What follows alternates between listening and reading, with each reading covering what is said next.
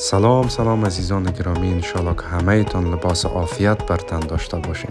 املاک خانه طلایی مثل همیشه باز هم برای شما یک آپارتمان VIP 4 اتاقه که در بهترین موقعیت شهر نو موقعیت دارد برای شما به نشر میرساند.